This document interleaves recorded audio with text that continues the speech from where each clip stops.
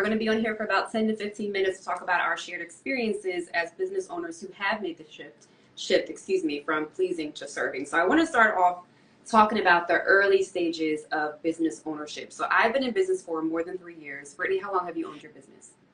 This summer will be 2. Congratulations. I remember when Brittany started it and she took that leap, but we'll have to save that for another day, what that leap is like. But, when you get into the early stages, you start your business, you're so excited. You're like, okay, I've got this business. That's my new baby. And you're an expert in something.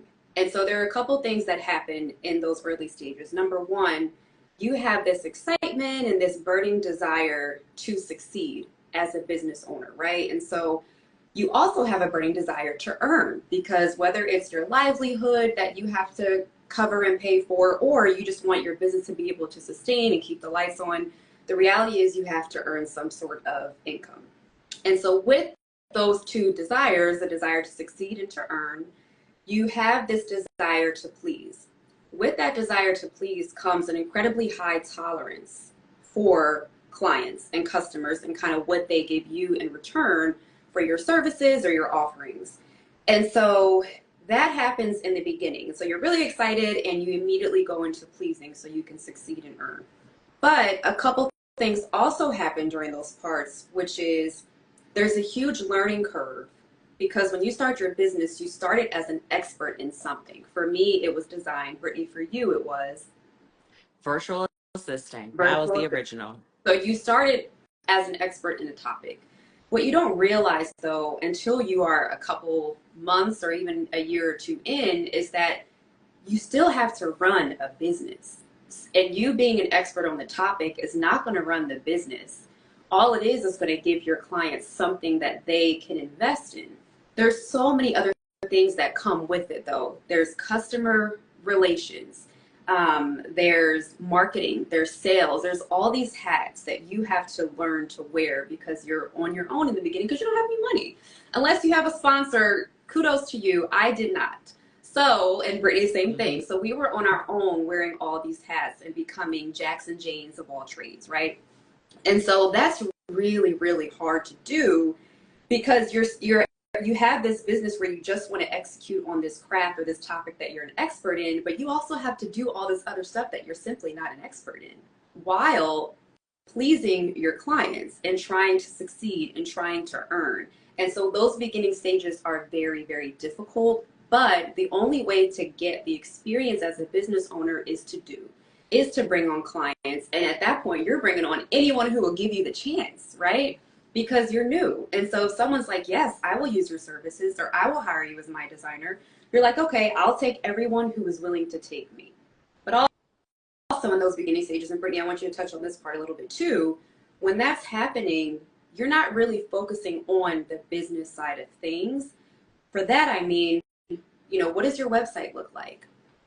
What does your branding look like? All of that, but even deeper, have you determined what your business's values are? Have you determined the why? Why do you exist? Why should a client hire you?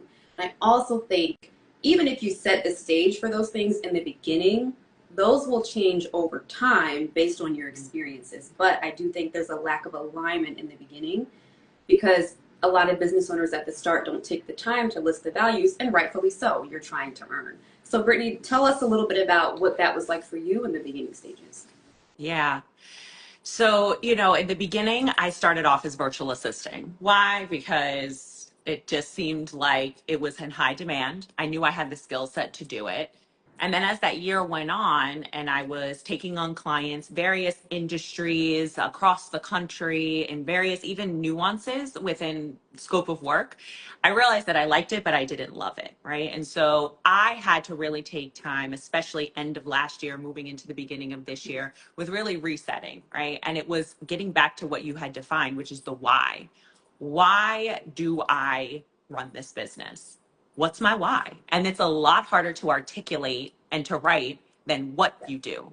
What I did was scheduling and administrative assistance and calendaring, but even beyond that, I was going above my scope in many cases because I wanted to please the people I was working with. because when you're first starting off and you're leaving a six-figure job like I did, financial stability was top of my list in terms of what I needed, which is often the case, I know, for a lot of folks that are starting off in their business, and you fully leave that 9 to 5, fully leave it. So I understand. I understand. And through that, I learned that there is a lot of power in slowing down and getting clear on the why. What are the beliefs that you hold about what your business is and the values that are going to drive that before you start talking about what you do? And my what has changed significantly now. I don't really do virtual assisting. I am Solpreneur Consulting. We do the leadership coaching, we do the brand strategy, and we do a lot of strategic planning. And that brand strategy was a result of my own lived experiences. I realized I had to slow down and get clear on my brand identity beyond the logo and the fonts to actually drive change. And now that I have a clearer view around my why, I now am able, it's like I'm taking power back. Power is no longer in anybody else's hands.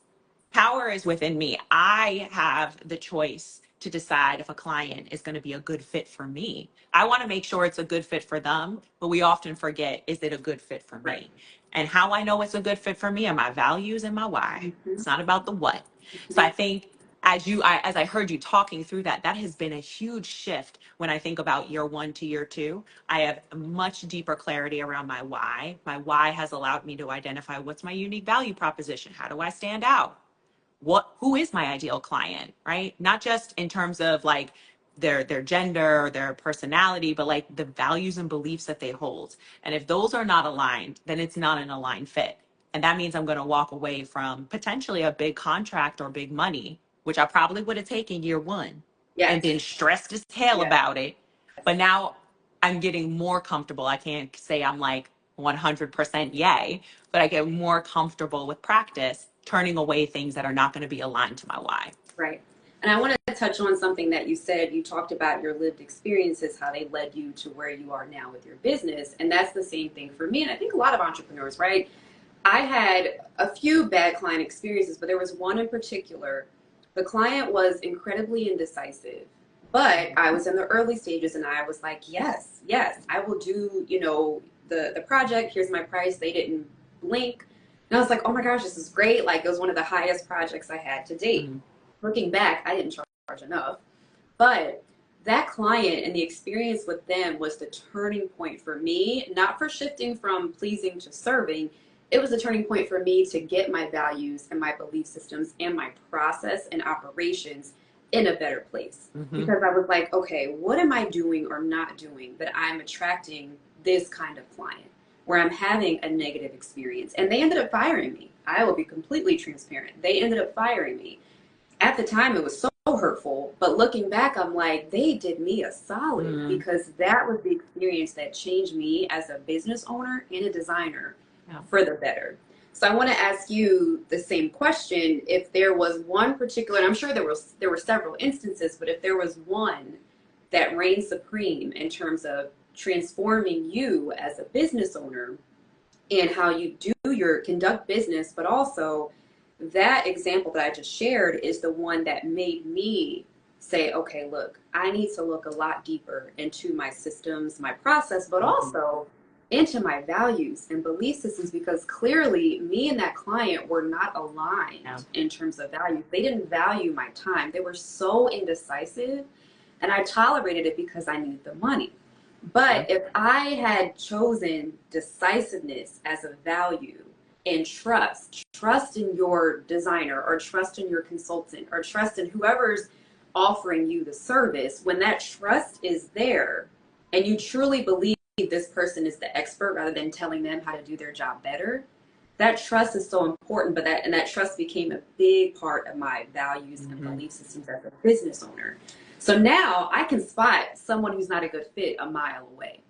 But I had to go through those growing pains of getting fired, of messing up and making mistakes, major mistakes and small mistakes and costly mistakes on projects. So, but that one in particular where a client fired me was the turning point for me as a business owner. So is there one example that was the turning point for you as a business owner and as someone who said, you know what, not only do I have to improve and strengthen my operations, but I need to look deeper into my business values and belief systems, because clearly who I want to attract and who I'm attracting are not aligned.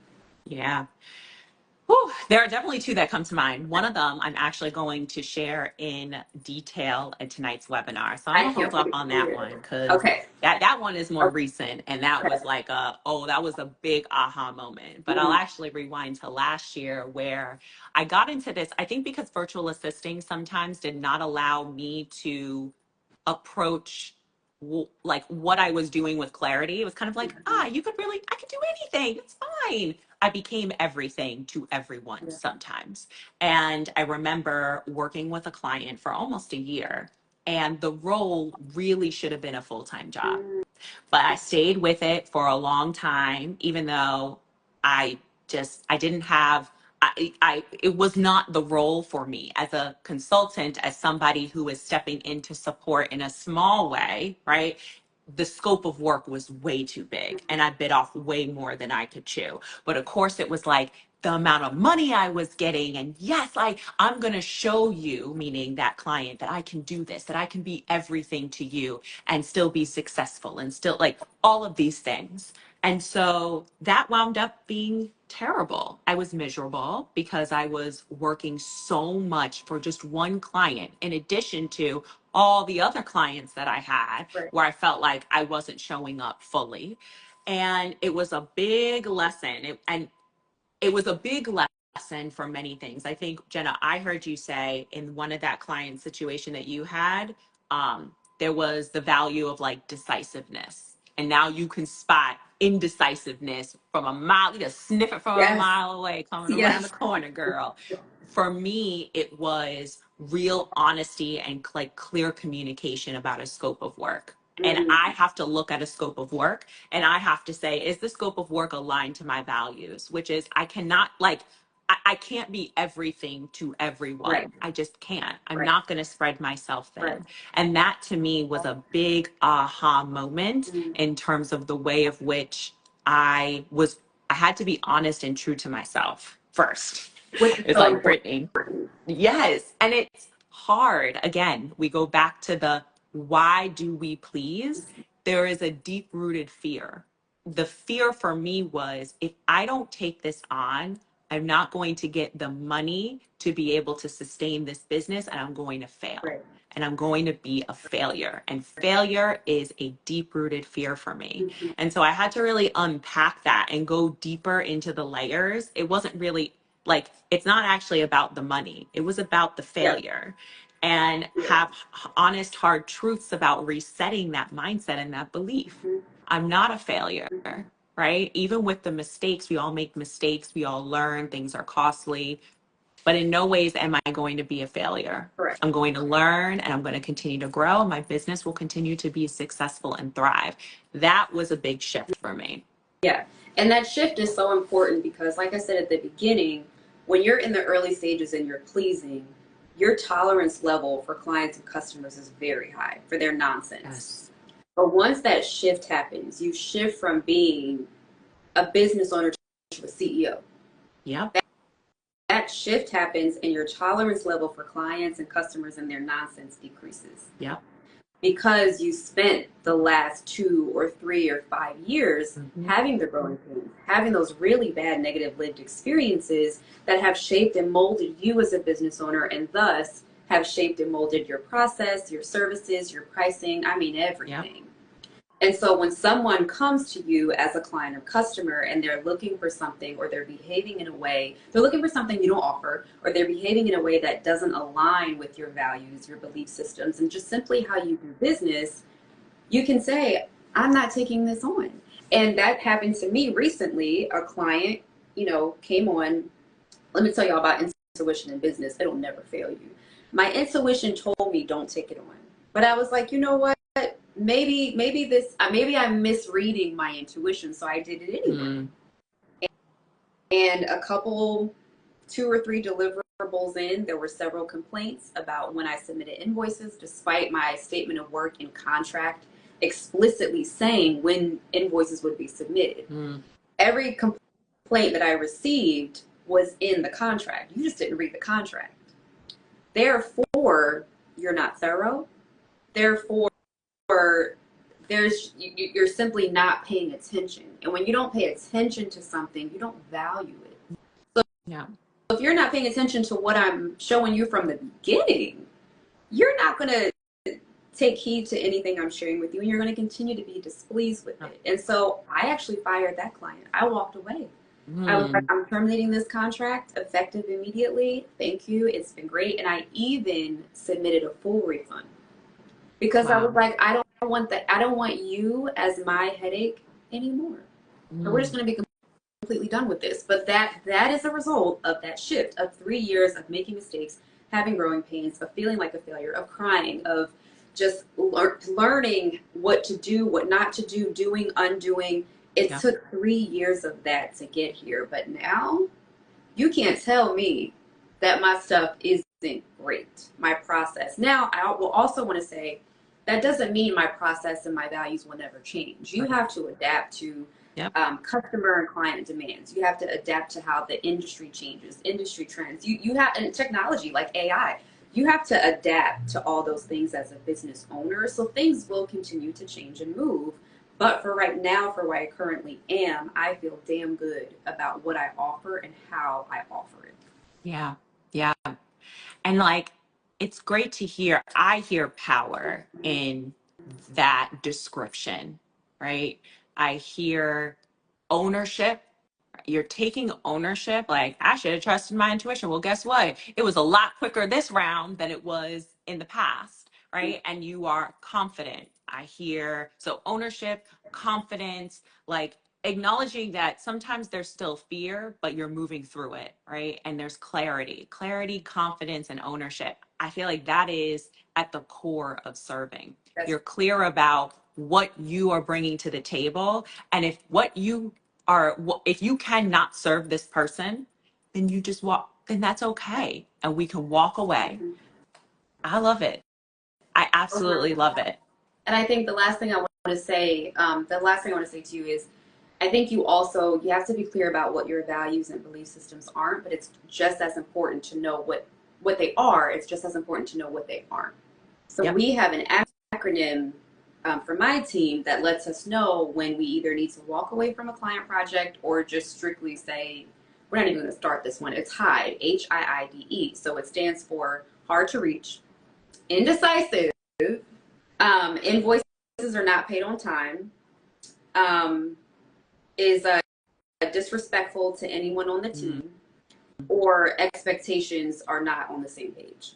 I love and it. that's our acronym. And so if you touch one or two of these, that calls for the team internally to have a conversation and say, should we proceed or should we just count our losses and walk away? So all of this is really important. And I think the conversation that you're going to host tonight is going to be more in depth than what we talked about just now in the last couple minutes. And I think it's something that a lot of business owners need to hear and lean into, especially as we step into the fall, winter season.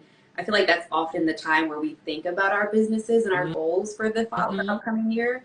So it's a good time to have this conversation, and then kind of after you listen, take a step back, reset, and figure out, okay, what does business ownership look like for me in the upcoming year? So it's a very timely conversation that you're having tonight, Brittany.